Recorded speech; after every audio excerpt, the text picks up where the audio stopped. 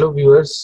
आज हमारे साथ हमारे पुराने स्टूडेंट विशाल रुहेला हैं, जिन्होंने सिविल से डिप्लोमा कंप्लीट किया था राजकीय पॉलिटेक्निक शाहजहांपुर से। और फिलहाल ये जो संभल डिस्ट्रिक्ट है उसमें जूनियर जल निगम में जूनियर इंजीनियर के पोस्ट पर कार्यरत हैं। तो आज हम इनसे जानेंगे कि किस तरह से इन्होंने अपनी ये जो पोस्ट है या जॉब है या जो फ्यूचर है अपना, इसको किस तरह से सिक्योर किया, किस तरह से इन्होंने थर्ड ईयर में या फर्स्ट ईयर सेकेंड ईयर में इस तरह की प्रिपरेशन करी कि ये आज फिलहाल जिस मुकाम पे हैं उस मुकाम पर पहुंच पाए। हेलो विशाल, आपका स्वागत है। Hello sir, good evening sir. ठीक, तो विशाल, सबसे पहले बच्चे ये जानना चाहते हैं कि आप कहाँ के रहने वाले हैं, क्या बैकग्राउंड है आपका, इस बारे में थोड़ा सा हमें बताएं। सर बेसिकली मैं रामपुर डिस्ट्रिक्ट के एक छोटे से टाउन कैम्ब्रिज में बिलोंग करता हूँ और मिडिल क्लास फैमिली से हूँ। मेरा जो बैकग्राउंड है जी सर। ठीक ठीक ठीक। तो एक तरह से आप अपने होम डिस्ट्रिक्ट में ही पोस्टेड हैं इस टाइम पे, घर के पास?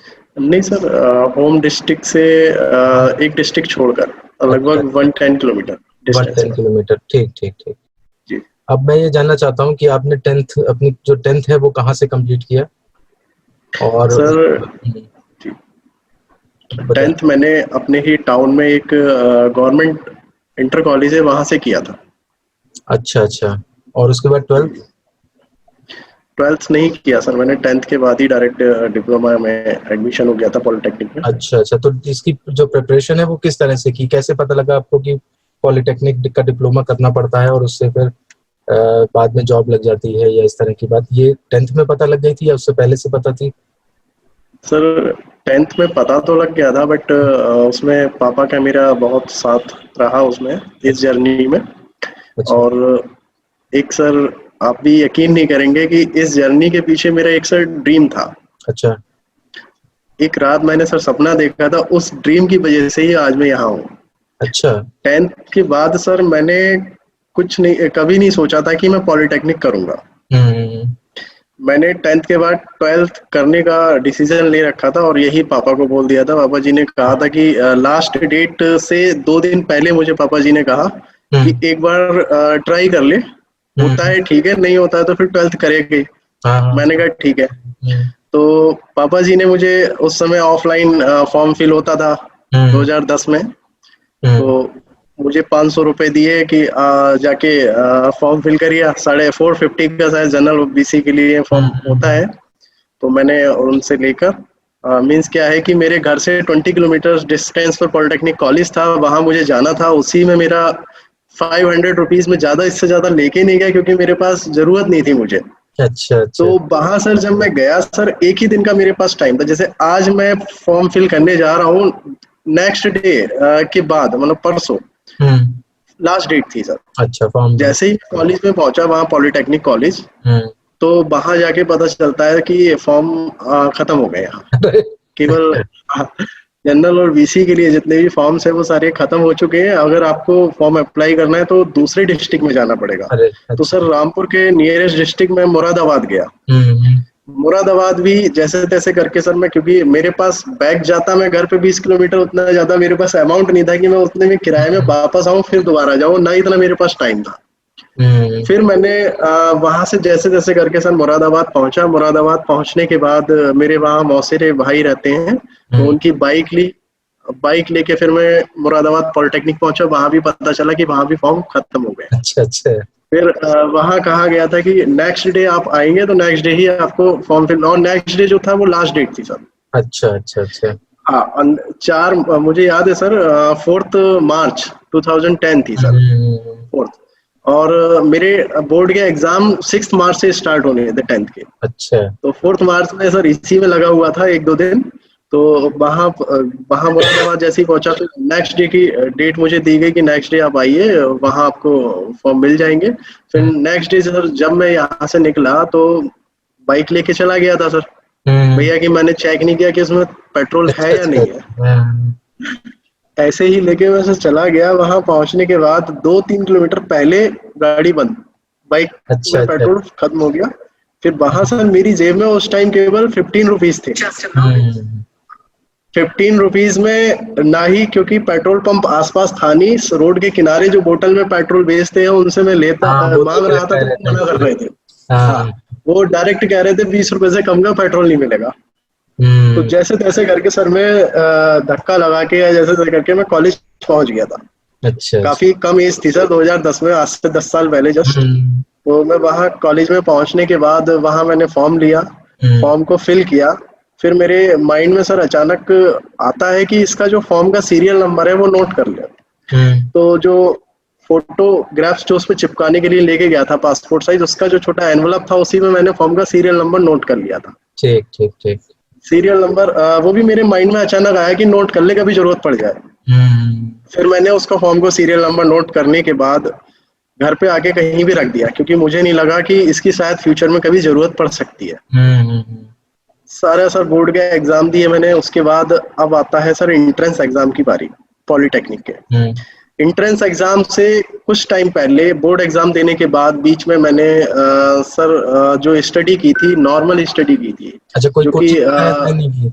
कुछ स्पेशल्स नहीं, कोई मैंने बुक स्पेशल प्रिपरेशन के लिए नहीं ली।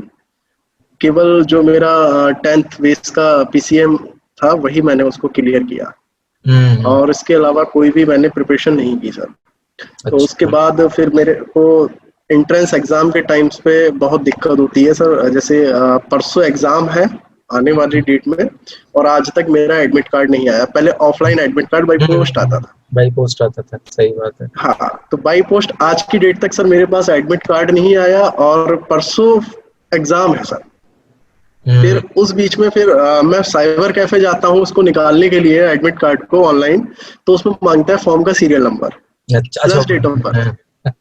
हाँ, ठीक ठीक। फॉर्म का सीरियल नंबर जो था सर मैं रख के कहीं भूल चुका था, अच्छा अच्छा। क्योंकि गैप हो जाता है सर एग्जाम से हम्म। फॉर्म अप्लाई करने के और एग्जाम के बीच में 2-3 महीने का। तो बिल्कुल। उसमें मैंने फॉर्म का सीरियल नंबर कहाँ मैंने फॉर्म के जिस पे सीरियल नंबर लिखा था एनवलप कहाँ रखा है कहाँ नहीं, मुझे कुछ याद नहीं था। हम्म। पूरा घर मैंने देख लिया, कहीं मुझे कुछ दिखाई नहीं मिला। जितनी भी जगह थी मैं देख सकता था, सब जगह मैंने देख लिया, पापा ने भी मेरे साथ देखा, लेकिन वो फॉर्म का सीरियल नंबर नहीं मिलता है। फाइनली हम्म। आकर थक कर मैं रात में सो जाता हूँ। सोने के बाद मेरे को सर एक ड्रीम आता है, हम्म। और ड्रीम में मुझे उस फॉर्म एनवलप की लोकेशन दिखाई देती है। अच्छा अच्छा अच्छा। उसी टाइम सर मैं उठता हूँ और एग्जैक्टली वही मुझे उसी लोकेशन पर वो दिखाई देता है सर। बहुत अच्छी बात है, एक बार मेरे साथ भी ऐसा हुआ है। चलिए, बहरहाल। जी, हाँ। तो उसी टाइम सर मैंने सोच लिया था कि अगर मेरे को ये ड्रीम आया है तो शायद मैं सही लाइन पर जा रहा हूँ। अगर मुझे सही लाइन नहीं होती हम्म। तो ये शायद मेरे साथ ऐसा नहीं होता, जो कि बहुत बड़ी बात है सर कि ड्रीम में आना, ये सब पूरा मैं देखने के बाद नहीं मिल रहा फिर भी। अक्सर तो कहते हैं कि उसी दिन मैंने ड्रीम में वही चीजें आती हैं जिनके बारे में हम ज्यादा सोचते हैं। सोचते हैं जी शायद सर। दिमाग में रहा होगा आपके, इसलिए वो आपके ड्रीम में आया। हाँ हाँ। हम्म। तो सर फाइनली फिर मैंने उसी दिन सोच लिया था कि अब मुझे इसी लाइन पे अपना ध्यान फोकस, पूरा माइंड इसी लाइन पे फोकस करना है और मुझे जाना है। हम्म। मेरा इंटरेस्ट सर बचपन से जो रहा है, इलेक्ट्रिकल और मैकेनिकल के जो पार्ट्स होते हैं उनको, मशीन को खोलना बांधना। बचपन में मैं सर सिलाई मशीन जो होती थी उसको खोलता रहता था, बांधता रहता था। जो भी अच्छा। प्रॉब्लम होती थी, माइनर प्रॉब्लम है, मैं खुद ही घर पे करता था। हम्म। इसके अलावा जो सर फिजिक्स में मेरा इंटरेस्ट था, फिजिक्स में मैंने वो पढ़ा था एक डायोड वगैरह का, तो मैंने बैटरी चार्जर तक 2-4 बनाए थे सर। अच्छा। बचपन में मेरा काफी इंटरेस्ट था, रेडियो को खोल के बैठ जाता था और ये सब। हम्म। लेकिन पापा ने मुझे कहा, जब मैंने पापा को अपनी चॉइस बताई, मैंने कहा इलेक्ट्रिकल या इलेक्ट्रॉनिक्स या मैकेनिकल दिलवा दो। पापा को और लोगों ने गाइड किया था कि इनको सिविल दिलवाओ, सिविल में ज्यादा अच्छा स्कोप है। हम्म। तो पापा जी ने मुझे सजेस्ट किया कि सिविल में, काउंसलिंग भी बरेली मेरी हुई, काउंसलिंग राजकीय पॉलिटेक्निक बरेली में। हम्म। काउंसलिंग में पापा जी साथ गए थे, उन्होंने बैठ के काउंसलिंग कराई। अच्छा। तो काउंसलिंग में मुझे राजकीय पॉलिटेक्निक जो 8th नंबर पे था सिविल ब्रांच से, सबसे पहले सिविल ही मैंने चूज की थी उसमें, तो सिविल का राजकीय पॉलिटेक्निक शाहजहांपुर मुझे अलॉट हो गया। हम्म। और सर उस एग्जाम के लिए, एंट्रेंस एग्जाम के लिए कोई खास प्रिपरेशन नहीं की थी मैंने, जो 10th का बेस था वही क्लियर किया था। हम्म। और उसी बेस पर मेरी सर 1947 रैंक आई थी, ओपन रैंक। बिल्कुल सर, अच्छी बात है, क्योंकि आपने जो बताया 10th क्लास करके आए हैं आप यहाँ पे। अक्सर लोग 12th क्लास जी करके जी। आते हैं, तब भी उनकी रैंक सही नहीं आ पाती है। और क्या ऐसा भी है कि एंट्रेंस में कुछ 11-12 से रिलेटेड क्वेश्चन भी आते हैं? हाँ सर, लेकिन उतना परसेंटेज उनकी नहीं होती कि अच्छा। बंदा 10th वाला भी अगर कर रहा है तो उसको आराम से इजीली कर लेगा। वो अपना अपना पार्ट अगर पूरा ढंग कम से। होते हैं लेकिन हाँ, इतना नहीं है कि आप उसको वो अगर 12th के क्वेश्चन नहीं सॉल्व करोगे तो आप अच्छा। नंबर नहीं आ सकता, इतना इजीली होता है। 10th बेस उसकी मेजोरिटी रहती है 10th बेस की सर। चलिए, अब जब कॉलेज में पहुंच गए आप, तब थोड़ा सा उसके माहौल के बारे में बताइए, क्या कैसा फील हुआ आपको कॉलेज में? क्योंकि मुझे लगता है शायद कॉलेज 2011 में एडमिशन लिया था। जी नहीं सर, मैंने 2010 में ही एडमिशन लिया था। अच्छा। 2010 में ही 10th कंप्लीट हुआ था, उसी साल मेरा 2010 में ही एडमिशन हो गया था और सर। उसी साल मेरा अपॉइंटमेंट भी हुआ था शायद। हाँ सर, आपका भी मेरी उसी पहली टाइम हुआ था। पोस्टिंग शाहजहांपुर में ही थी। शाहजहांपुर। ठीक ठीक ठीक। ठीक है, तो अब ये बताइए कि first year, second year, third year में जो सब्जेक्ट्स थे आपके, उनमें से कोई ऐसा जी, सब्जेक्ट था जो टफ लगता हो आपको? कैसे मैनेज किया उसको आपने? शुरू में सर जब मैंने एडमिशन लिया था तो मुझे थोड़ा मैथमेटिक्स, हम्म। फिजिक्स और केमिस्ट्री, क्योंकि 12th स्टैंडर्ड की होती है। हाँ, आप मैं 10th किया है 10th तो। स्टैंडर्ड का था। बाकी के जो स्टूडेंट थे साथ में, मेरे साथी थे, हम्म वो सब मोस्टली 12th या ग्रेजुएट लेवल से आए थे। हम्म हम्म हम्म मैं और एक दो तीन और मेरे साथी थे, वही 10th लेवल स्टैंडर्ड के थे। बाकी सब हम्म 12th या ग्रेजुएट लेवल के थे। तो उनके साथ में जब मैं पढ़ता था तो वो तो एकदम नॉर्मली समझ जाते थे, मुझे इतनी जल्दी हम्म। कैच नहीं कर पाता था। सही बात है। तो इस वजह से मुझे स्टार्टिंग में 1 मंथ प्रॉब्लम हुई थी, हम्म। खासकर मैथमेटिक्स में। हम्म। और कुछ जब सर जाते हैं एक सिटी से दूसरी सिटी में, स्टार्टिंग में तो एटमॉस्फेयर चेंज होता है, वाटर वगैरह ये सब चेंज हो जाता है। तो थोड़ी मेरी तबीयत भी थोड़ी खराब हो गई थी, तो 5-6 दिन, 1-2 हफ्ते घर पे आ गया था मैं। अच्छा अच्छा अच्छा। घर आने के बाद इस बीच में मेरे काफी लेक्चर स्टार्टिंग के छूट गए थे। जैसे इंजीनियरिंग ड्राइंग का लेक्चर था, वो स्टार्ट हुआ था, वो मैं सब छोड़ चुका था। स्टार्टिंग उसकी बेसिक जो शुरुआत होती है, क्योंकि ईडी हम ऐसा सब्जेक्ट है जो पहले कभी हमने 10th या 10 से नीचे कभी नहीं पढ़ा। इंजीनियरिंग हम्म ड्राइंग हम जब पॉलिटेक्निक में जाते हैं तो फर्स्ट टाइम ही वो हम सीखने को मिलती है। तो वो मैंने सब शुरू में छोड़ दिए थे। तो जैसे ही मैं आया था वहां से, मुझे कुछ समझ नहीं आ रहा था। अपने जो रूममेट था मेरा एक, सत्येंद्र, तो उसके साथ में मैं थोड़ी समझने की कोशिश की, हम्म। लेकिन फिर भी मेरे को समझ नहीं आता था। मैथमेटिक्स में भी प्रॉब्लम होती थी। तो फाइनली एक बार तो सर मैंने ये डिसीजन ले लिया था सर, पापा को फोन करके, कि मैं आ रहा हूँ वापस, 12th करूंगा मैं। अच्छा अच्छा अच्छा। कि मैं मुझे पॉलिटेक्निक नहीं करनी। यहाँ सब 12th वाले हैं या ग्रेजुएट वाले हैं, वो एकदम आगे निकल जाते हैं, मुझे कुछ समझ नहीं आता। तो पापा ने मुझे उस समय समझाया कि थोड़े 1 महीना और देख ले, अगर नहीं होता है तो फिर आ जाना। हम्म। बस 1 महीना वही था सब, शुरू में स्ट्रगल मैंने किया, थोड़ा समझने की कोशिश की। फिर मुझे सब एकदम क्लियर हो गया। उस समय मैथमेटिक्स फारूक सर पढ़ाते थे, वो मेरे समझ इसलिए नहीं आया था क्योंकि शुरू के मेरे लेक्चर छूट गए थे। अच्छा। इस वजह से मैं होपलेस हो गया था। बाद में सब जब मैंने कवर किया, उसको कवर करने के बाद सब क्लियर हो गया, फिर मुझे कोई दिक्कत नहीं हुई। हम्म। ईडी में भी ऐसे ही मेरा कॉन्सेप्ट बेसिक से मैं लेके चला, बेसिक में कॉन्सेप्ट मैंने क्लियर हो गए, तो मुझे ईडी में कोई प्रॉब्लम कभी नहीं हुई। और ईडी मेरी सर उस टाइम की डेट में मतलब सबसे अच्छा जो फेवरेट सब्जेक्ट था वो मेरा ईडी बन गया था। अच्छा। तो सही। उसके बाद कुछ टाइम बाद सर आपने आपने ही ज्वाइन कर लिया। फिजिक्स में मुझे कभी कोई दिक्कत नहीं हुई। हम्म। आप आते थे, टाइम पे पढ़ाते थे। सबसे अच्छा यही था कि हर एक चीज को बेसिक से आप समझाते थे, हम्म। इसलिए कोई दिक्कत फिजिक्स में कभी नहीं हुई। ठीक। और सिविल में मुकेश सर भी आ गए थे? हाँ सर, सिविल में मुकेश सर जब उन्होंने ज्वाइन किया था तो हम लोगों के कुछ दिन बाद ही एचओडी रहे थे वो हमारे सर उस टाइम। हम्म मुकेश सर, वो उनका सर काफी सपोर्ट रहा है पूरा हम्म। 3 साल मेरे सभी के लिए। अच्छा, सिविल के जो सब्जेक्ट्स थे उनमें कोई कभी आपको कोई टफ लगा हो सब्जेक्ट, या जिसका सिलेबस ना मिला हो, या टफ लगता हो सिविल का सब्जेक्ट सेकंड ईयर में, थर्ड ईयर में या फर्स्ट ईयर में, तो वो कैसे मैनेज किया? ऐसा तो कोई सब्जेक्ट सर था नहीं, सभी का सिलेबस मिल जाता था अच्छा अच्छा। मोस्टली। हाँ, सिलेबस उसमें सिविल में सारा कुछ मिल गया था।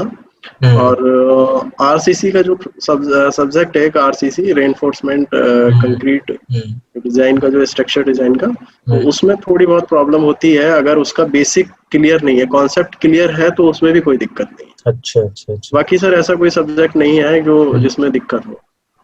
अच्छा, पढ़ाई का क्या समय था आपका? दिन में पढ़ते थे, रात में पढ़ते थे या सुबह पढ़ते थे? कई बच्चे कहते हैं कि रात में देर से पढ़ने से फ़ायदा होता है, या कुछ बच्चे कहते हैं रात में जल्दी सो जाओ, सुबह जल्दी उठ जाओ, उससे फ़ायदा होता है। तो आपने कौन-सी स्ट्रैटेजी फ़ॉलो करी?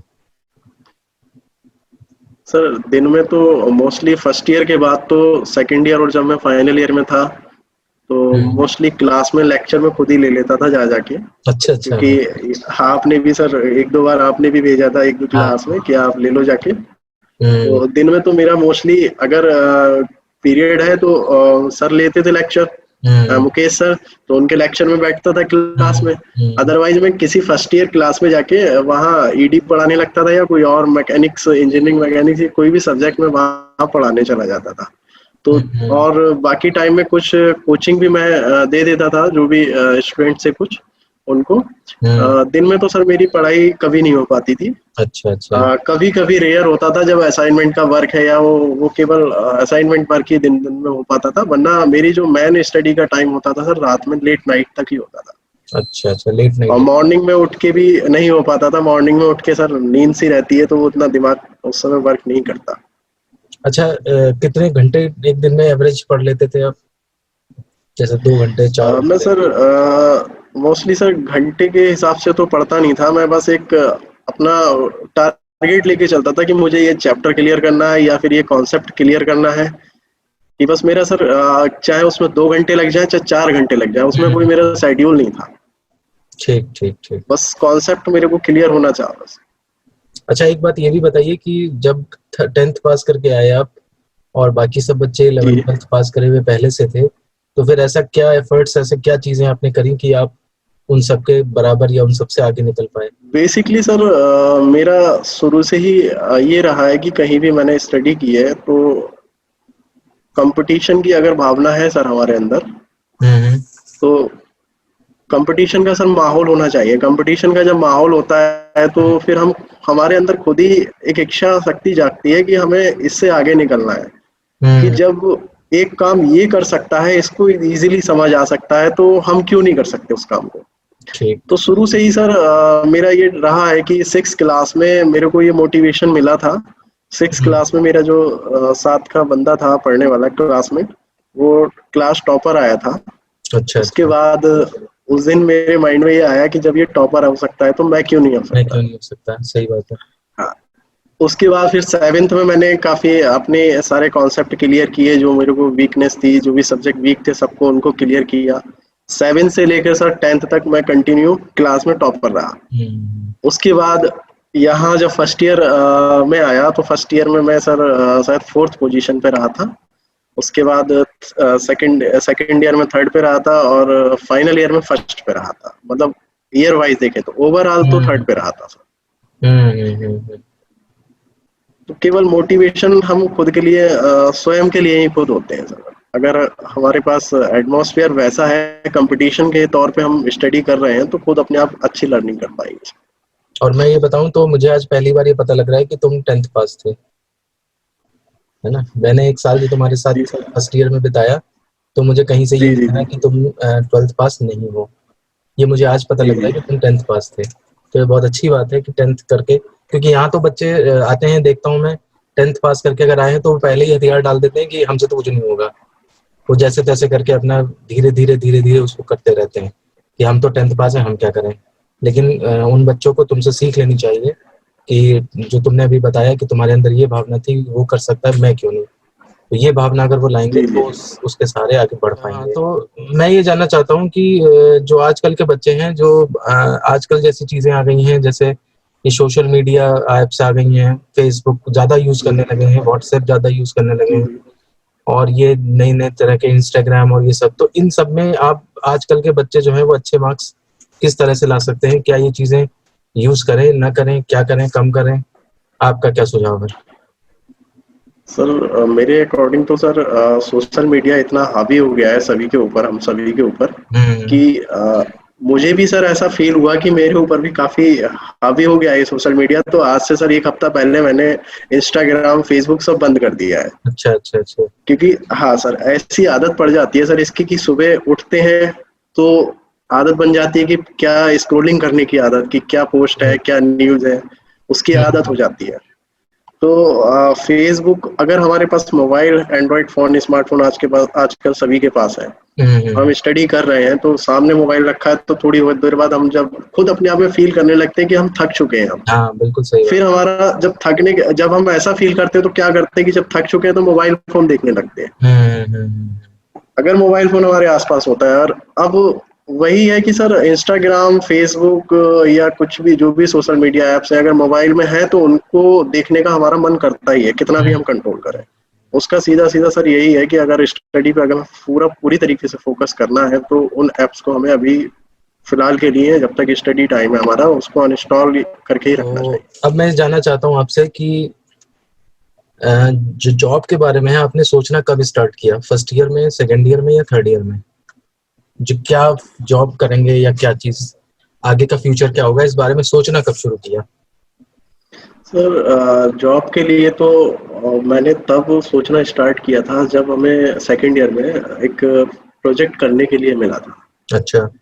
तो उस टाइम सर जब मैंने जो प्रोजेक्ट चूज किया था, एक बिल्डिंग का होता है सर, एक रोड का होता है, तो मैंने बिल्डिंग का प्रोजेक्ट चूज किया था। उस समय मुकेश सर ने हमको दिया था कि आपको एक प्राइमरी स्कूल का पूरा डिजाइन करना है और उसके लिए पूरा एस्टिमेट, एक प्रोजेक्ट डीपीआर तैयार करनी है। अच्छा अच्छा। तो उसके लिए सर हम एक पास में बरेली रोड पर एक विलेज में जब हम गए थे, तो वहाँ सर एक रोड का वर्क चल रहा था। अच्छा। अभी जो हाईवे अंडर कंस्ट्रक्शन अभी भी है सर, एरा से पहले काम चल रहा था। तो वहाँ जाते हुए मेरी एक जान पहचान वहाँ के साइट इंजीनियर से हुई थी, जिनका नाम राम किंकर है।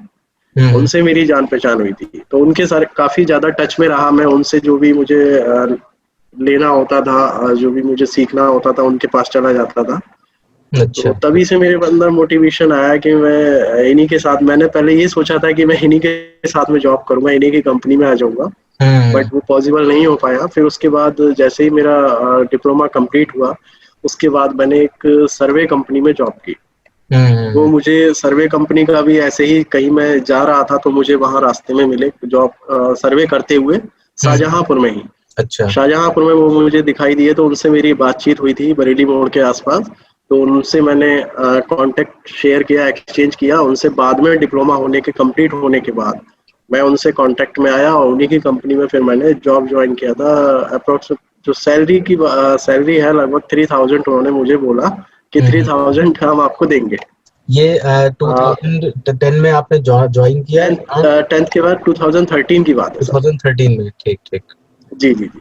तो मैंने वो जॉब ज्वाइन की, और मेरे घर से जो वर्क चल रहा था सर्वे का, क्योंकि सर वर्क होता है कभी किसी डिस्ट्रिक्ट में, कभी किसी डिस्ट्रिक्ट में, कभी किसी डिस्ट्रिक्ट में, इस तरीके से चलता रहता है। तो रामपुर डिस्ट्रिक्ट में ही सर उस समय वर्क चल रहा था, तो मैंने वहाँ उनके पास बात करके वहाँ ज्वाइन कर लिया। मुझे सर वहाँ लगभग मैंने 10 दिन जॉब की थी। 10 दिन के बाद फिर मैं खुद ही जॉब को लीव करके आ गया था। अच्छा। लीव करने का रीजन भी सर ये रहा था कि सुबह मॉर्निंग में, अर्ली मॉर्निंग 5 बजे ले जाते थे मुझे साइट पे, फील्ड वर्क होता था। वहाँ ना कुछ ब्रेकफास्ट हो पाता था, ना कुछ विलेज एरिया में वर्क चल रहा था, तो वहाँ कुछ खाने का भी नहीं हो पाता। रात में आके डायरेक्ट डिनर होता था, तो वीकनेस काफी फील होने लगी। अच्छा। और जून का महीना था सर, मई जून का महीना, तो उसमें काफी ज्यादा प्रॉब्लम होती थी धूप में वर्क करने में। इस वजह से मैंने 10 दिन बाद ही उसको जॉब को छोड़ दिया। उसी बीच फॉर्म जो मैंने अप्लाई किया था जॉब के लिए, ये सर अप्रैल 2013 की बात है। अच्छा। अप्रैल 2013, जब मैं फाइनल ईयर के एग्जाम भी नहीं दिए थे। जब जल निगम में वैकेंसी निकली थी, तो फाइनल ईयर के शायद एग्जाम दिए थे या जस्ट दिए ही थे, या फिर अप्रैल की बात है सर, ये अप्रैल 2013। तो पापा ने मुझे बताया था कि क्योंकि पहले एक न्यूज़पेपर आता था, रोजगार समाचार, शायद अब आता है या नहीं पता नहीं। हाँ, रोजगार समाचार, हाँ। तो वीकली न्यूज़पेपर है, तो उसमें निकलती है वैकेंसी, कहाँ कहाँ किस किस डिपार्टमेंट में कितनी कितनी वैकेंसी है। तो पापा ने मुझे बताया कि यहाँ जॉब निकली है जल निगम में, 450 या कुछ वैकेंसी निकली है। तो पापा को मैंने यही कहा, मैंने कि मेरी 2 प्रॉब्लम रहती थी सर। एक तो एज की प्रॉब्लम रहती थी, दूसरी प्रॉब्लम मेरे साथ थी कि अपेयरिंग में था मैं उस टाइम। अच्छा। क्योंकि सर मोस्टली केसेस में किसी भी जॉब में देखते हैं तो 1 जुलाई या फिर 1 जनवरी को बेस मानते हैं एज के लिए। और मेरी सर होती है 4 जुलाई को कंप्लीट एज पर डॉक्यूमेंट। अच्छा अच्छा 4 जुलाई को एज कंप्लीट होती थी, तो मैं कोई भी फॉर्म अप्लाई करने के लिए एलिजिबल नहीं हो पाता था उस टाइम, क्योंकि अप्रैल का मंथ था, मैं 17 से ऊपर था, 18 से कम था उस टाइम। तो पापा जी ने मुझे बोला कि देख लेते हैं। मैंने कहा 2 प्रॉब्लम रहती है मेरी, अगर ये 2 प्रॉब्लम सॉर्ट आउट है तो फिर मैं कर लूंगा, कुछ भी करना पड़े। तो उन्होंने मुझे बताया, फिर मैं उनके साथ पहले साइबर कैफे, मोबाइल इतना नहीं होते थे ना उस टाइम, मेरे पास लैपटॉप कुछ नहीं था, इतनी सुविधाएं नहीं थी। तो साइबर कैफे पापा जी के साथ गया मैं। वहां मैंने देखा, सबसे पहले जो उनका नोटिफिकेशन आया हुआ था जॉब के लिए, वो मैंने खोला। उसमें सबसे पहले मैंने जॉब उसका एज का क्राइटेरिया देखा। तो ये सर मैं लकी कहूंगा कि उसमें पहली बार ऐसा हुआ कि जॉब का जो एज का बेस माना था वो 1 अगस्त माना था। अच्छा अच्छा अच्छा, शायद तुम्हारे लिए हटाया था उन्होंने। हाँ, वैकेंसी सर निकली थी अप्रैल में, और जो बेस मान रहे हैं वो फ्यूचर का अगस्त उसको मान रहे हैं, जबकि 1 जुलाई लेना चाहिए था उन्हें। बिल्कुल बिल्कुल। और उसके सर 1-1.5 साल बाद जो वैकेंसी निकलती है, उसमें 1-1.5 साल बाद जो निकलती है उसमें 1 जुलाई मानते हैं उसी ईयर का, अच्छा अच्छा अच्छा 2013 का। उसके बाद जो निकलती है, मतलब जो पहले निकली उसके बाद में बेस माना 1 अगस्त। तो वो मेरी प्रॉब्लम सर सॉर्ट आउट हो गई। सेकंड प्रॉब्लम थी कि आपको अपेयरिंग वाला ले रहा है, क्योंकि मोस्टली जॉब में अपेयरिंग नहीं लेते। फाइनल ईयर का रिजल्ट उसमें मांगते हैं कि आपका फाइनल ईयर कितना परसेंट था, क्या था, डिग्री या डिप्लोमा कितना परसेंट रहा। तो इस वजह से भी मैं नहीं हो पाता था। तो उसमें लिखा हुआ था सर एक लाइन कि appearing student also can apply, but at the time of interview आपके पास मार्कशीट होनी चाहिए, फाइनल ईयर का मार्कशीट होनी चाहिए। तो मैंने वो भी देख लिया, दोनों प्रॉब्लम मेरी सॉर्ट आउट हो गई। तो मेरे जो अंदर से खुद ही आवाज निकलती है, पापा जी से मैं खुद बोलता हूँ कि अब मैं कर लूंगा इसको, अगर ये मेरी प्रॉब्लम तो सॉर्ट आउट है तो मैं कैसे भी करके इसे निकालूंगा। फिर मैंने उसके जस्ट बाद अप्लाई करने के बाद जॉब ज्वाइन की, जॉब भी मैंने छोड़ दी। जॉब छोड़ने के बाद फिर मैंने स्पेशली जॉब के लिए जनरल नॉलेज ज्यादा मैं स्ट्रांग नहीं थी मेरी शुरू से ही, जनरल नॉलेज उस टाइम भी नहीं कर पाया कवर, लेकिन जनरल एप्टीट्यूड और ये जनरल स्टडी ये सब मैंने किया। अच्छा अच्छा रीजनिंग वगैरह नॉर्मल, वो भी खुद ही सेल्फ स्टडी करके जो बुक्स वगैरह ले आया था उसी को नॉर्मली जो जितना हो सकता था करता था। क्योंकि ज्यादा रीजनिंग तो मेरी शुरू से सर पहले से ज्यादा वो टफ नहीं लगती मुझे, कि कॉन्सेप्ट वैसी कैचिंग पावर सही है, उसके अकॉर्डिंग वो खुद ही कैच हो जाता है क्या होना है क्या नहीं। तो उस पर ज्यादा ध्यान नहीं दिया। अब जॉब के लिए जो प्रिपरेशन मैंने की थी, केवल फाइनल ईयर का जो डिप्लोमा का बेस था मेरा, फाइनल ईयर की जो बुक्स थी केवल वही मैंने स्टडी किया। कोई उसके लिए स्पेशल कोई बुक मैंने नहीं ली प्रिपरेशन के लिए जॉब के लिए। तो उसके बाद मेरा 16 जुलाई को एग्जाम हुआ था। 16 जुलाई को मुरादाबाद में मैंने ऑनलाइन एग्जाम दिया इसका अपना जल निगम के लिए।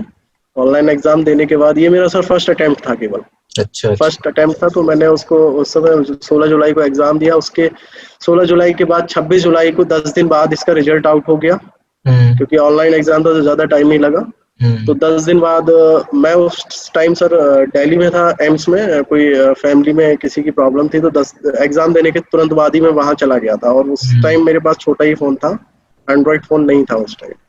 तो मुझे फोन पे ही पता चलता है कि मेरा रिटन क्वालिफाई हो गया है। अच्छा अच्छा। मुझे सीनियर मुझे फोन करके बताते हैं कि रिजल्ट आउट हो गया, अपना रोल नंबर, मैंने उनको रोल नंबर बताया, तो उन्होंने मुझे ये बताया कि ये लिख के आ रहा है, congratulation you have been selected for further process, interview के लिए। फिर मैं सेलेक्ट हो गया। इंटरव्यू की डेट मुझे मिली थी सर 2 सितंबर 2013। अच्छा अच्छा। हाँ सर, आपको भी पता ही है कि पहले कितना लेट रिजल्ट आता था। हाँ बिल्कुल। 2013 में सर हम लोगों की उम्मीद ही नहीं थी कि फाइनल ईयर का रिजल्ट जल्दी आएगा या कब आएगा, कोई उम्मीद ही नहीं होती थी कि नवंबर में भी आ जाता था, कभी अक्टूबर में भी आ जाता था। तो सर मेरी उस समय ये टेंशन बढ़ गई थी कि अब 2 सितंबर को मेरे इंटरव्यू की डेट मिल गई, लेकिन रिजल्ट का कोई पता नहीं कब आना है कब नहीं। तो 26 जुलाई के बाद भी रिजल्ट का कोई पता नहीं था, कोई भरोसा नहीं था कि कब आएगा। उसके बाद मेरे साथ के 10 लोग थे जो सेलेक्ट हुए थे रिटन में। एक साथ बैचमेट मेरा हरदीप है, और वो है स्वदेश, अरविंद, काफी लोग हुए थे, 10 लोग के लगभग हुए थे। अच्छा अच्छा। तो उसमें सर फाइनली रिजल्ट जो हमारा आता है 29 अगस्त को आता है, मेरे इंटरव्यू से 2-3 दिन पहले। सारा पूरा लक आपके साथ था इसका मतलब। हाँ, पूरा लक साथ दिया सर इस मैटर में। तो बाकी सबकी जो मेरे साथी थे उनका किसी का इंटरव्यू, सबका इंटरव्यू मोस्टली मेरे से पहले था, 1-2 का मेरे अच्छा बाद अच्छा था। अच्छा अच्छा। हाँ, हम्म। जिसमें मेरा पहले रूममेट रहा है सत्येंद्र, उसका भी मेरे बाद था, 4 को था शायद उसका। तो सबका पहले था, लेकिन उनके लिए भी एक चांस दिया गया कि आपका रिजल्ट, उन्होंने, काफी लोग थे ऐसे जिनका रिजल्ट नहीं आउट हुआ था, तो रिक्वेस्ट करने पे उनको चांस दिया गया था कि आपको 10 सितंबर को, जब ये सारा पैनल खत्म हो जाएगा जो शेड्यूल्ड पहले से है, उसके बाद आपको बुलाएंगे। तो मेरा 2 तारीख को मैंने इंटरव्यू दिया। इंटरव्यू के बाद 19 सितंबर को रिजल्ट आउट हो गया था सर। 19 सितंबर को फाइनली फाइनल ईयर का, वो बाकी सेकंड ईयर और फर्स्ट ईयर का रिजल्ट भी आउट हुआ था पॉलिटेक्निक का। अच्छा अच्छा। फाइनल ईयर का तो 29 अगस्त को हो गया, मैंने इंटरव्यू दिया। इंटरव्यू के बाद 19 सितंबर को सेकंड ईयर और फर्स्ट ईयर का रिजल्ट आउट हुआ था। तब मुझे शिवम राठी, आप जानते हैं सर शिवम हाँ राठी, हाँ हाँ, बिल्कुल। उसी ने मेरा जॉब का रिजल्ट देखा था। अच्छा अच्छा। हाँ सर, उसी टाइम बस फाइनली सिलेक्शन का रिजल्ट उसी टाइम पता। इस बीच मुझे काफी डिमोटिवेट भी किया गया था कि किस नेगेटिव थॉट्स मेरे माइंड में दिए गए थे कि जॉब से रिलेटेड, कि किसने कुछ नहीं होना। किसने मुझे सर दिए गए थे कि जॉब के लिए, कि जब मैं फॉर्म अप्लाई किया था या कुछ, कि कुछ नहीं होना, सब पैसा चलता है, इसमें इतने रुपए देने पड़ते हैं, उन्हीं का ये होना सिर्फ है। साथियों द्वारा दिया गया या मतलब कहीं और से? ये साथियों ने? साथियों द्वारा ही दिया गया, सीनियर्स थे मेरे, साथी थे, और अच्छा उनके अच्छा। अलावा आसपास के जो लोग थे, काफी लोगों ने बहुत जितना डिमोटिवेट कर सकते थे किया। तो हम्म। मैंने उनको एक ही रिप्लाई देता था कि मेरा फर्स्ट अटेम्प्ट है, अभी कुछ नहीं हो रहा, मेरी लाइफ अभी पूरी पड़ी है, अगर होगा तो होगा, अदरवाइज मेरे पास इतना पैसा नहीं है कि मैं जॉब में दे सकूं, डोनेशन दे सकूं। तो मैंने उसको ट्राई किया, सबका सुना, लेकिन फिर भी हो गया फर्स्ट अटेम्प्ट में। उसके बाद भी मुझे ब्लेम किया गया काफी, जो मेरे साथ के थे, क्लासमेट थे, उन्होंने जूनियर्स को ये तक गुमराह किया कि इसने तो पैसा दिया है, 20 लाख रुपए अच्छा दिया है, 10 लाख रुपए अच्छा। दिया है। सुनने में मुझे आया था, मैंने कहा कि ऐसा कुछ नहीं है। हम्म। तो काफी मतलब पहली अटेम्प्ट में ही आपका सिलेक्शन हो गया। और फिर ज्वाइनिंग जी कब जी। हुई आपकी? ज्वाइनिंग सर 19 सितंबर को रिजल्ट आउट हुआ था, तो उसके बाद मैंने 23 अक्टूबर 2013 को ज्वाइन कर लिया था। मतलब रिजल्ट निकलने के 2 से 3 महीने के भीतर आपकी हाँ, गवर्नमेंट जॉब सितंबर आपके हाथ। अक्टूबर, जस्ट एक महीने बाद ही मेरा अपॉइंटमेंट लेटर आ गया था। मतलब 2-3 महीने पहली के पोस्टिंग भीतर मेरी, ही आपकी गवर्नमेंट जॉब लग गई मतलब? हाँ सर, अगस्त में मेरा रिजल्ट आउट हुआ। सितंबर, बीच में एक महीना जो गैप रहा था सितंबर का, उसमें भी सर मैंने पॉलिटेक्निक में ही जाके लेक्चर दिए थे, ईडी और बाकी जो सब्जेक्ट मैं पढ़ाता था। देखता रहता था, तुम पढ़ाते रहते थे हाँ सर। ईडी की क्लास में, तुम लगे रहते थे। जी जी। अच्छा, इंटरव्यू तो हुआ नहीं था इसमें? इंटरव्यू में क्या पूछा गया? हुआ था सर, इंटरव्यू हुआ था। के इंटरव्यू बारे में में सर, बताइए। हाँ, इंटरव्यू का जो था सर मेरा, सबसे पहले तो मेरे से यही पूछा गया। एक तो सर उसमें काफी सारे, लगभग 7-8 लोग बैठे थे। हम्म। सब लोग अलग अलग आपको जज करते हैं, कोई आपका ड्रेसिंग सेंस जज करता है, कोई आपके बैठने का तरीका जज कर रहा है, कोई आपके हम्म। बोलने का तरीका जज कर रहा है, कोई आपका कॉन्फिडेंस लेवल जज करता है कि आप वाइब्रेट तो नहीं हो रहे हैं, आपकी बॉडी वो तो नहीं अच्छा कर अच्छा। रही है। हाँ, तो वही सब देखने के लिए, क्योंकि साइड में चारों तरफ से घेर के बैठे थे। हम्म। तो उसमें जैसे ही मुझे बुलाया अंदर, मैं गया बैठने के लिए। जब उन्होंने कहा कि बैठिए, तो मैं बैठा। उसके बाद मेरे से सबसे पहले क्वेश्चन यही पूछते हैं कि क्या नाम है। हम्म। मैंने कहा सर विशाल रोहेला। बोले अच्छा, डिप्लोमा कहाँ से किया है। हम्म। मैंने कहा सर गवर्नमेंट पॉलिटेक्निक शाहजहांपुर से। फिर हम्म। बोलते हैं कि अच्छा ये बताइए कितना परसेंट रहा। फिर मैंने कहा कि 81.1% रहा। हम्म। फिर बोलते हैं अच्छा, क्योंकि वो क्वेश्चन में क्वेश्चन निकालते हैं हम्म। इंटरव्यूअर जितने भी होते हैं, उन्होंने डायरेक्ट ये क्वेश्चन किया कि शाहजहांपुर क्यों फेमस है। अच्छा। फिर मैंने कहा शाहजहांपुर शहीदों की नगरी रही है, इस वजह से शाहजहांपुर फेमस है। बोले अच्छा। फिर उसमें क्वेश्चन निकाला कि शाहजहां का नाम सुना है। मैंने कहा हाँ सर सुना है। हम्म।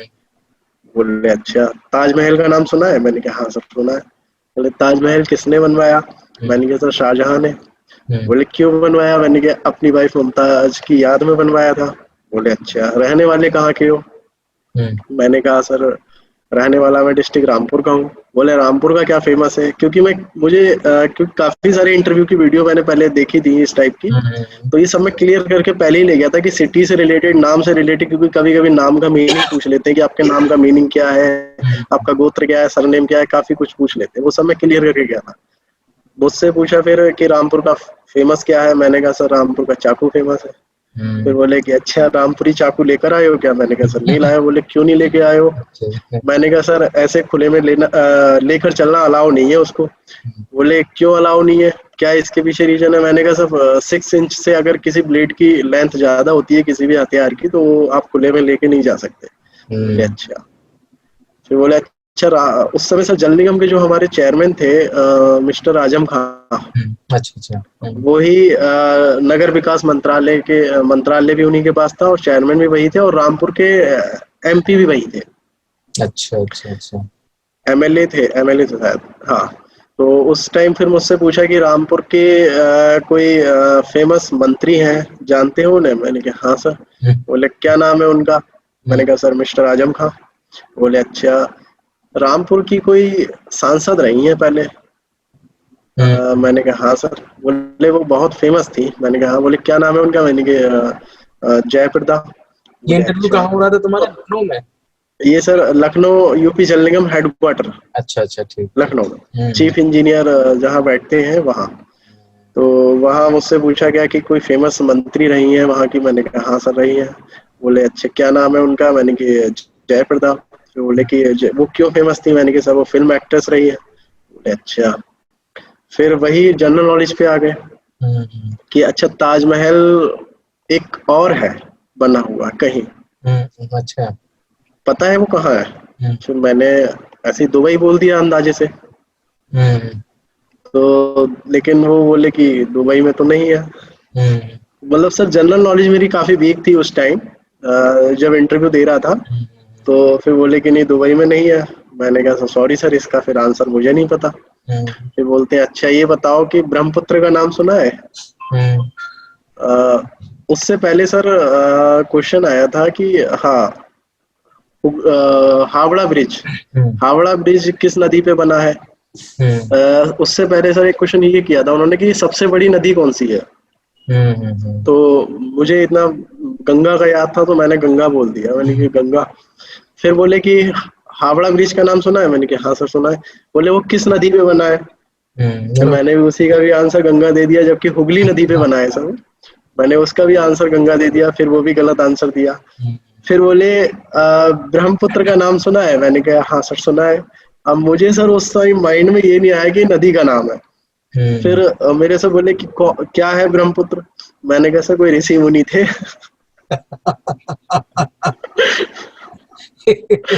तो वो लोग हंसते हैं। फिर बोलते हैं कि तुम्हारी बेटा जनरल नॉलेज तो काफी वीक है। मैंने कहा हाँ सर इंजीनियरिंग के साथ साथ जनरल नॉलेज पे इतना हाँ। तो मैंने कहा सर जनरल नॉलेज पे इतना ध्यान नहीं दे पाया इंजीनियरिंग के साथ साथ। बोले इंजीनियरिंग पे ध्यान दिया था? मैंने कहा हाँ सर दिया था। तो बोले इंजीनियरिंग से रिलेटेड पूछे क्वेश्चन? मैंने कहा हाँ सर पूछ लीजिए। फिर बोलते हैं कि अच्छा ये बताओ पास्कल का नाम सुना है? मैंने कहा हाँ सर सुना है। बोले क्या है पास्कल, कौन थे पास्कल? बोले क्या है? मैंने कहा सर पास्कल प्रेशर की यूनिट होती है। बोले अच्छा एक पास्कल बराबर क्या होता है? फिर मेरे को सर कंफ्यूजन ये थी उस टाइम कि एक न्यूटन पर एमएम स्क्वायर होता है या एक न्यूटन पर मीटर स्क्वायर होता है। तो उस टाइम मुझे कंफ्यूजन थी, तो मैंने भी सर वहाँ थोड़ी चालाकी दिखाई थी कि मैंने सोचा था कि पहले मैं ये बोलूंगा एक न्यूटन पर एमएम स्क्वायर, इस स्पीड में बोला मैंने कहा सर एक न्यूटन पर एमएम स्क्वायर। फिर उन्होंने क्या बोले क्या? मैंने कहा सर एक न्यूटन पर मीटर स्क्वायर। वहां मैंने अपना थोड़ा चेंज कर दिया था। तो बोले चलो ठीक है। तो फिर मुझसे उस टाइम पूछा सर कि श्यानता का नाम सुना है? मैंने कहा हाँ सर सुना है। फिर बोले क्या होती है? मैंने कहा श्यानता किसी भी लिक्विड की वह प्रॉपर्टी होती है जिसके कारण लिक्विड की जो लेयर्स होती हैं एक दूसरे फिसलने का विरोध करती हैं। बोले अच्छा ये बताओ कि पानी में और मोबिल ऑयल में किसकी श्यानता ज्यादा होगी। मैंने कहा सर मोबिल ऑयल की। फिर बोले अच्छा। फिर क्वेश्चन किया उन्होंने कि ये बताओ कि जब हम बैठे होते हैं, अगर हम 1 घंटा लगातार बैठे रहें तो इतनी थकान हम महसूस नहीं करते, कि अगर 1 घंटा अगर हम खड़े रहें तो 1 घंटे में ज्यादा थकान महसूस करेंगे कंपैरिजन टू जब हम बैठे थे उसके कंपेयर में। बोले क्या रीजन है इसका। मैंने कहा सर जब हम खड़े होते हैं तो हमारे पैरों का जो एरिया है वो कम होता है, एरिया कम होने पे बॉडी पे प्रेशर ज्यादा पड़ता है, प्रेशर ज्यादा पड़ने से हमें थकान ज्यादा महसूस होती है। जब बैठ जाते हैं तो एरिया बढ़ जाता है, ऑक्यूपाइड एरिया, उस वजह से हमें थकान कम, बॉडी में प्रेशर कम होता है और थकान हमें कम महसूस होती है। बोलते अच्छा ठीक है। फिर बोले कि ठीक है जाओ। अच्छा अच्छा अच्छा। तो ये आपका मतलब जो लास्ट का सर इंटरव्यू था वही उसी के बेसिस पे उन्होंने मुझे मैंने मार्क्स भी चेक किए थे तो 16.5 थे आउट ऑफ 20। अच्छा अच्छा अच्छा। तो ये इसका मतलब आपका जो बिल्कुल एकदम ऑनेस्टली इंटरव्यू दिया कि हाँ भाई ये मुझे मेरा जीके कमजोर है और ये मेरा ठीक है, तो इसी ऑनेस्टी हाँ के सर। बेस पे मुझे लग रहा है कि आपको ये मार्क्स मिले। हाँ सर बिल्कुल। उस समय मैंने जो मुझे और भी क्वेश्चन किए थे जिसका मुझे आंसर नहीं पता था तो मैंने क्लियर यही बोला सर इसके बारे में मुझे नहीं पता। मतलब क्या है कि 1-2 आंसर गलत दिए थे लेकिन मोस्टली मैंने आंसर ये भी कहा था कि मुझे सर इसका आंसर नहीं पता। सही बात है, ये अच्छी बात है। अच्छा इसके बाद मैं आपसे पूछना चाहता हूँ कि जो सिविल से करे हुए बच्चे हैं उनके पास, जैसे एक आपका जी जो जल निगम में आप जेई बन गए, और क्या ऑप्शंस हैं जी उनके पास लाइफ में, कहाँ कहाँ पर वो अपना मतलब जॉब ले सकते हैं? सिविल से पास किया हुआ सर बच्चा कहाँ कहाँ पे जॉब ले सकते सिविल से पास किए हुए पहली बात तो जो भी स्टूडेंट है सर, हैं? सिविल ब्रांच अगर आपने ली है तो उसके बाद आपके पास अनलिमिटेड ऑप्शंस होते हैं। अच्छा। अगर आपकी फाइनेंशियली कंडीशन ठीक है तो आप अपना सेल्फ का कोई कॉन्ट्रैक्ट या बिल्डिंग अपनी सेल्फ की कंपनी स्टार्ट कर सकते हैं स्टार्टिंग से ही। अच्छा अच्छा। अदरवाइज आप किसी भी प्राइवेट कंपनी में भी वर्क कर रहे हैं तो स्टार्टिंग में तो प्राइवेट कंपनी में कोई सैलरी नहीं मिलती और मेहनत ज़्यादा करनी पड़ती है। तो धीरे धीरे आजकल क्या है सर कि सैलरी बेसिस पे सबसे ज़्यादा अपॉइंटमेंट लोग जॉब कर रहे हैं सैलरी बेसिस पे, कि मुझे सैलरी नहीं मिल रही, इतनी सैलरी दे रहे हैं, इतनी कम सैलरी दे रहे हैं, मैं नहीं करूँगा। तो मैंने तो सर 3000 पे स्टार्ट किया था उस टाइम, अच्छा जो अच्छा। नॉर्मली 10,000 से आजकल जो सोचते हैं। हम्म। और 3000 में मेरा जॉब छोड़ने का रीज़न मेरा सैलरी नहीं था उस टाइम। मेरा जॉब छोड़ने का रीज़न केवल यही था कि खाना टाइम पे नहीं हो पाता था और कोई शेड्यूल नहीं था जॉब का। रात में 8 बजे आ रहे हैं, सुबह 5 बजे निकल रहे हैं, इस वजह से मैंने छोड़ी थी। अच्छा, मैं ये पूछना चाहता हूँ विशाल आपसे कि बच्चों के मन में ये रहता है कि हम हिंदी मीडियम से पढ़ के आए हैं और इंग्लिश हमारी स्ट्रांग नहीं है, तो आपका क्या मतलब मानना है कि मतलब जॉब सर्च या इन सब चीज़ों के लिए इंग्लिश की रिक्वायरमेंट है इंटरव्यूज वगैरह में, या इंग्लिश का कोई ज़्यादा फर्क नहीं पड़ता? इंग्लिश का सर फ़र्क तो काफ़ी पड़ता है। मेरे साथ भी ये कंडीशन थी स्टार्टिंग में, प्रॉब्लम हुई थी, बट मैंने 10th के बाद जो मुझे टाइम मिला था उसमें मैंने इंग्लिश स्पीकिंग कोर्स भी ज्वाइन किया था, क्योंकि मैं शुरू से ही स्टार्टिंग से ही हिंदी मीडियम में पढ़ा था। उसके बाद 10th के बाद ही मैंने पॉलिटेक्निक जाने से पहले ही इंग्लिश स्पीकिंग कोर्स किया। थोड़ा अच्छा। बहुत मुझे वहाँ से इंग्लिश मेरी थोड़ी सही हुई। उसके बाद फिर मुझे कोई दिक्कत नहीं हुई। बट ये है कि आप मिक्स लैंग्वेज भी यूज करोगे तो कोई दिक्कत नहीं है। अच्छा, मैं ये डिपेंड करता है कि आप या तो इंग्लिश बोल, कोई कोई क्या होता है कि इंग्लिश प्रॉपरली नहीं आती लेकिन फिर भी इंग्लिश में बोलने की कोशिश करते तो वो गलत है।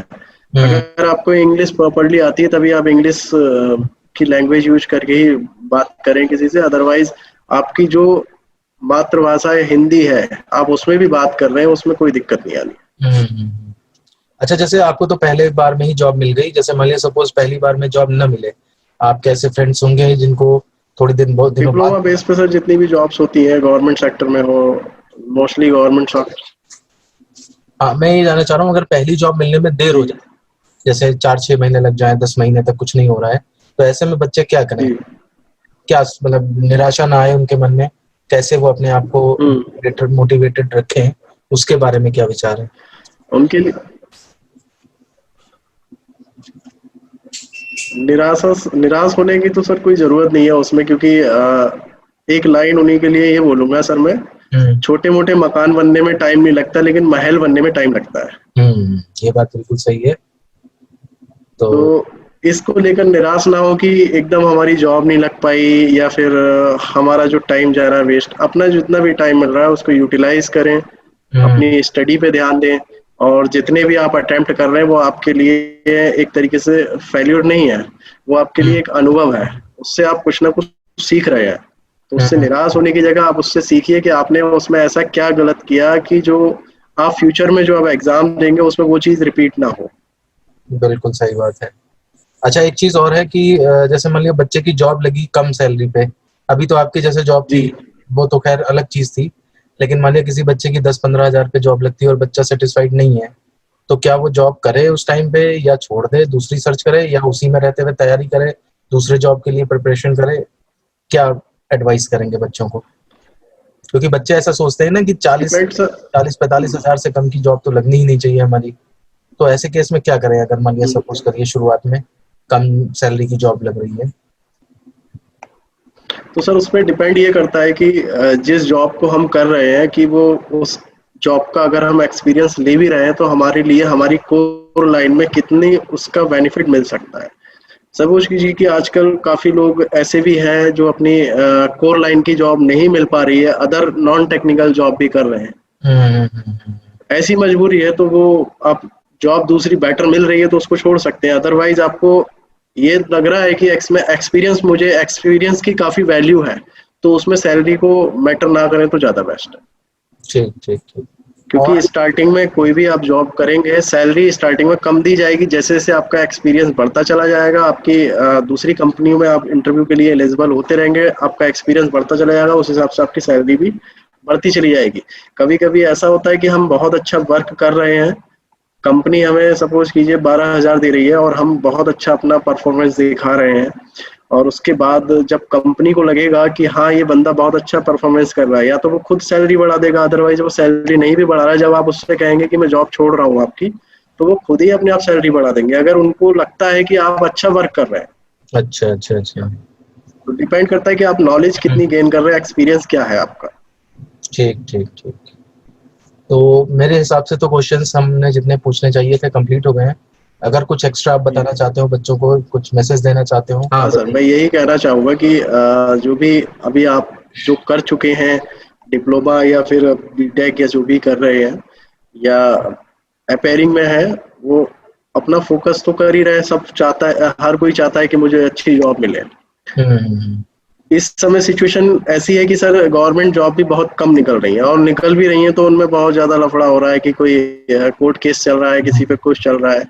तो बेटर यही है कि जो आपका खाली टाइम है, या तो आप उसको बीटेक कर रहे हैं डिप्लोमा के बाद तो कोई दिक्कत नहीं है, अब बीटेक भी नहीं कर रहे हैं, आप घर पे खाली बैठे हैं, तो आप किसी के पास जॉब भी कर रहे हैं, चाहे वो कितनी भी सैलरी की है, इतनी सैलरी तो मिल रही है ना आपको कि आपके अपने खर्चे उठा रहे हो।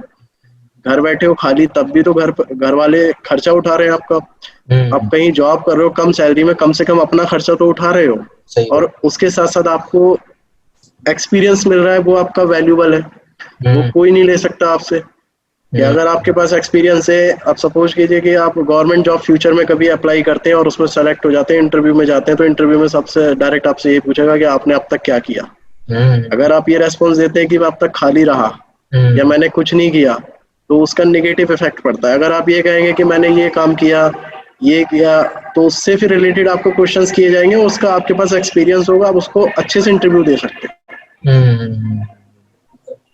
तो इसी के साथ हम विशाल से हमारा ये इंटरव्यू खत्म करते हैं, और आशा है आप सबको इनसे काफ़ी कुछ जानने को मिला होगा और पता लगा होगा कि 10th पास बच्चा भी अगर मतलब आए पॉलिटेक्निक में, तो देखिए फर्स्ट अटेम्प्ट में ही, अपने लास्ट ईयर में ही उन्होंने गवर्नमेंट जॉब अपने हाथ में कर ली। और मैं समझता हूँ कि काफ़ी इंस्पिरेशनल जो है वो इनका पर्सनैलिटी है। तो इसी के साथ वीडियो ख़त्म करता हूँ। अगर आपको और भी कुछ इनसे पूछना है या कुछ इसके बारे में बताना चाहते हैं, या कोई क्वेश्चन ऐसे जो छूट गए हों, तो आप कमेंट सेक्शन में हमें लिख सकते हैं। विशाल और हम दोनों मिल करके उनका आंसर देने की कोशिश करेंगे। धन्यवाद Vishal. Thank you sir. Okay, thank you. नमस्ते।